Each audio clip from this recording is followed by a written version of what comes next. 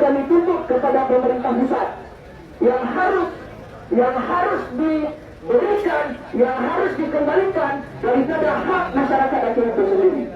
Yang pertama, kami meminta secara tegas untuk Presiden Prabowo segera mencabut instruksi daripada Permendagri tentang kepemilikan pulau itu kepada Sumatera Utara, dan segera untuk mencetak Mendagri dan menyesuaikan secara hukum, menyelesaikan secara hukum daripada Mendagri tersebut. Semangat!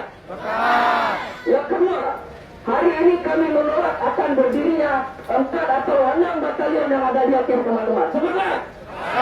Karena itu mengembalikan traumatik daripada masyarakat Aceh. Yang ketiga, teman-teman, kami meminta bagaimana otsus itu diperpanjang sampai tidak ada habisnya. Semangat! Itu beberapa yang kami sampaikan. Hari ini kami datang ini bukan untuk berantem dengan pemerintah. Hari ini kami berdiri di sini untuk mendukung penuh daripada pemerintah Aceh. Kapadindo agama demo Bapak. Udah banyak kali kami demo. Tapi apa, hari ini kami bersatu padu. Kami tidak memandang bulu. Kami tidak melihat gepak dari beberapa yang tidak. Tapi hari ini kami bersatu padu, menyatukan visi dan misi untuk merebut kembali kedaulatan daripada masyarakat Aceh. Mungkin hanya sekian yang dapat saya sampaikan.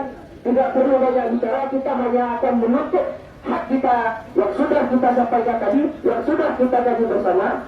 Yang jelas, hari ini seandainya pemerintah pusat tidak bisa mengembalikan kedaulatan daripada masyarakat Aceh, maka atas dasar itu saya nyatakan bersama-sama kita akan terus berjuang untuk kedaulatan masyarakat Aceh. Untuk rakyat Aceh.